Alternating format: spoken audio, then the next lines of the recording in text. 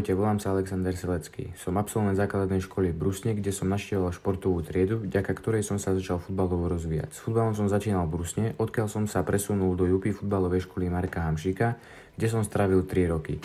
Odtiaľ som sa presunul do MFK Ružomberok, kde som si prešiel všetkými dorastenickými kategóriami. Momentálne sa nachádzam v A mužstve, kde sa nám tento rok podarilo získať strieborné medaile.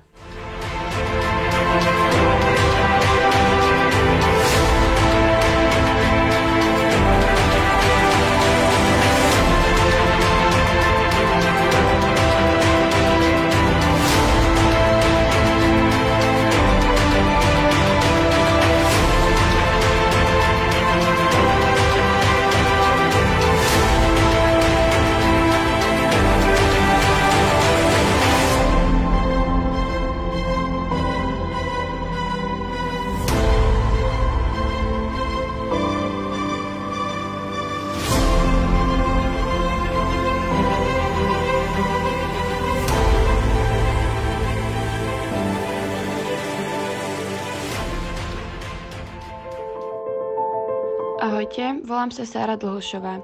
Navštevovala som základnú školu v Brusne, kde som chodila do športovej triedy. Táto možnosť mi pomaly, ale isto začala otvárať dvere do mojej volejbalovej kariéry. Volejbal som začala hrávať v Brusne, tu som odohrala všetky mládežnícke kategórie. Neskôr som v Brusne začala hrávať prvú ligu žien a následne 4 roky extraligu. Popri tomto všetkom som bola súčasťou reprezentácie Slovenska do 19 rokov, kde som absolvovala viackrát kvalifikáciu na majstrovstvá Európy a tiež aj majstrovstvá Európy.